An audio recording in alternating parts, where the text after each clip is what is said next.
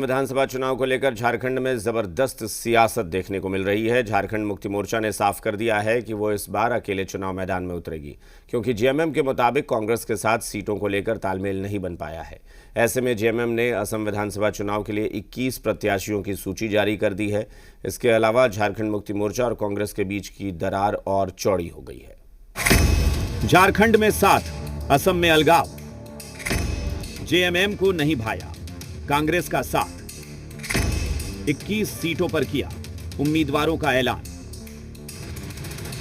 असम विधानसभा चुनाव में जेएमएम ने अकेले उतरने का फैसला कर लिया है।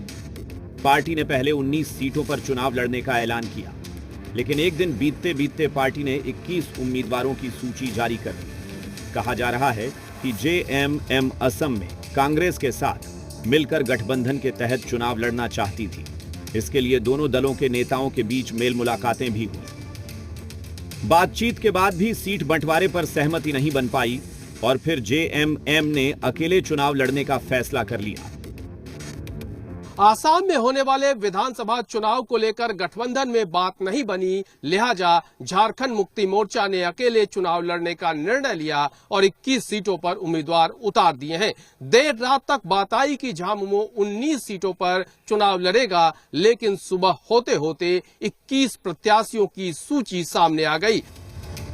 दरअसल झारखंड मुक्ति मोर्चा की नजर असम के चाय बागान मजदूरों पर है, जो मूल तौर पर आदिवासी हैं और झारखंड से ताल्लुक रखते हैं। ऐसे में जेएमएम आदिवासी अधिकारों का मुद्दा उठाकर इस वोट बैंक को कैश करने की कोशिश में लगी है। अब भले ही इसके लिए उसे अपने सहयोगी का साथ ना मिले, वो एकला चलो की नीति फॉलो करने को तैयार है।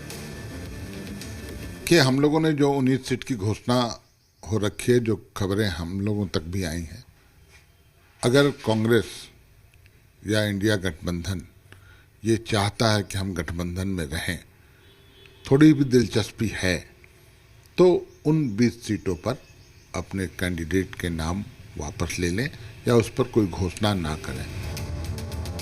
वहीं कांग्रेस भी असम में खोया हुआ जनाधार पाने की कोशिश में लगी है।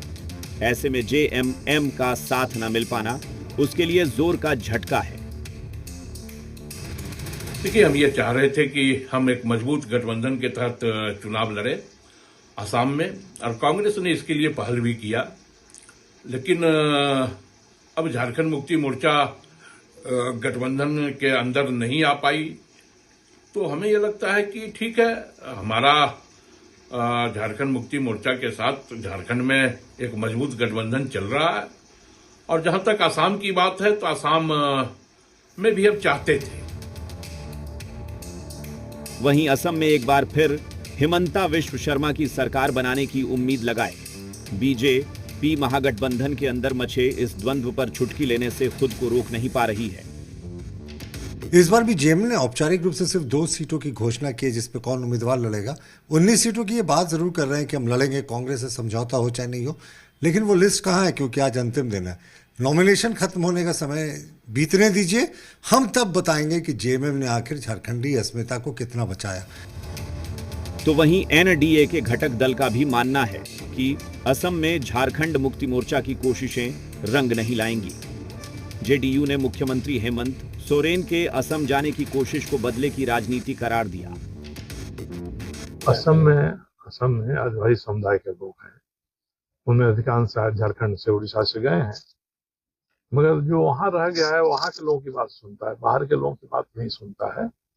कोशिश कर रहे हैं इसलिए कि वहां के मुख्यमंत्री भी इनके चुनाव में आए थे, रहे थे, तो शायद बदला चुकाने जा रहे हैं। असम में विधानसभा चुनाव के लिए 9 अप्रैल को मतदान होना है, जिसके लिए अब जेएमएम विरोधी बीजेपी के साथ सहयोगी कांग्रेस के खिलाफ भी ताल ठोक रही है।